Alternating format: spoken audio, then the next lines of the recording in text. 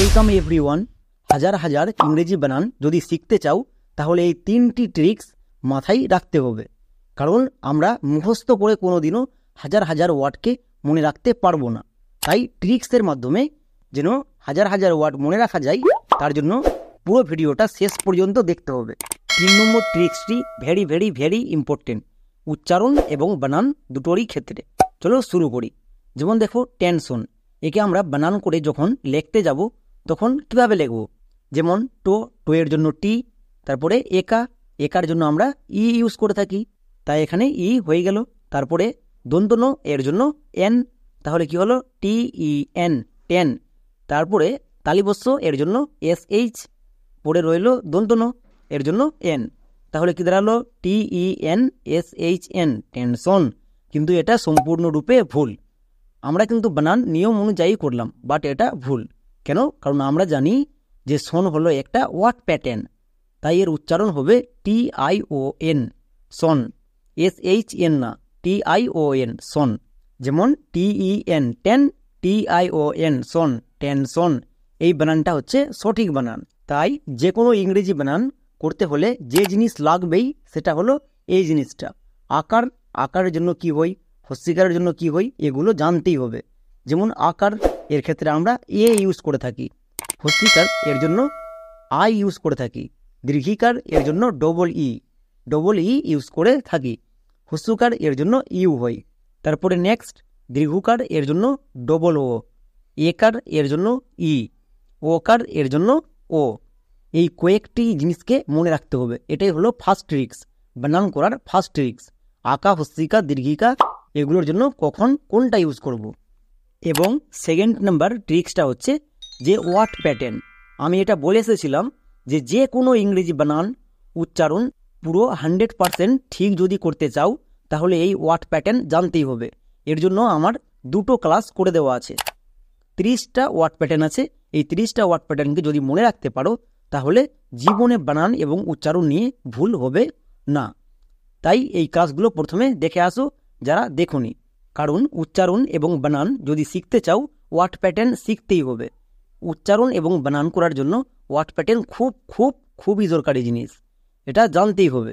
না হলে অনেকগুলো জায়গায় ভুল করবা, গ্যারেন্টি সহকারে বলে দিচ্ছি ভুল করবাই। তাই এই 30টা ওয়ার্ড প্যাটার্নকে মনে রাখো এবং আজকের ক্লাসটা করো, দেখবে আর ভুল হচ্ছে না। তাহলে 2 নম্বর ট্রিক্স কী ছিল? Word pattern.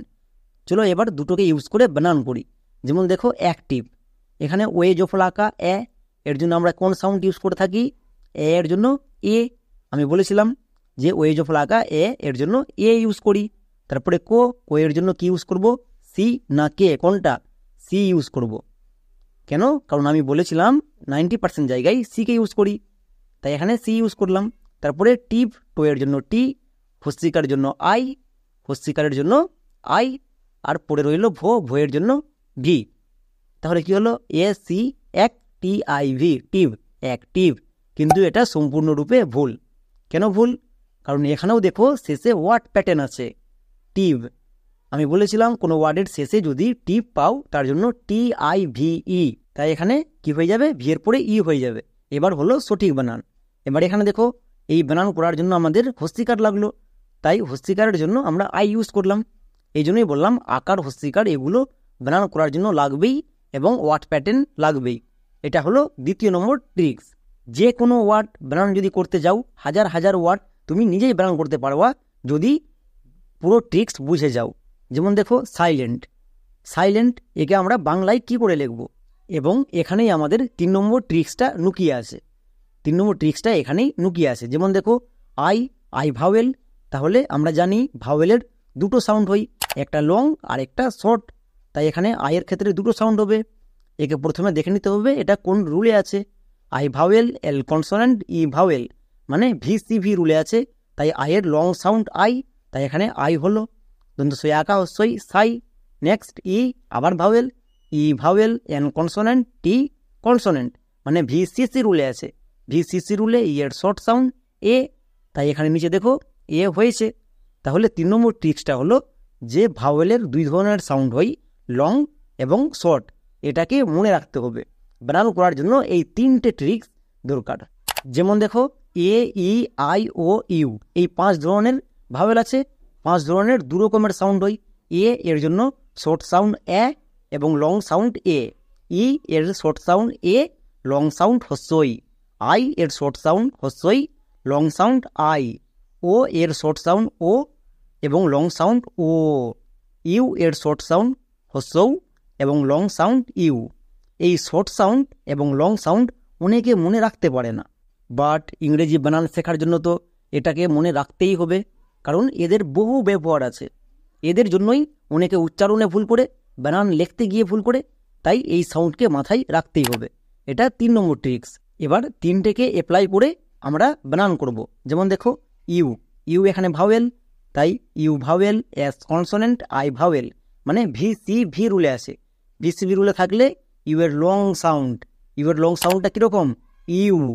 বানান করার জন্য আঁকা হস্যিকার এবং ওয়াট প্যাটার্ন এবং 3 নম্বরে লং সাউন্ড, শর্ট সাউন্ড, এই 3টে ট্রিক্স যাদের মাথায় থাকবে তারা গ্যারেন্টি দিয়ে আমি বলছি তারা জীবনে কোনোদিনও ভুল করবা না।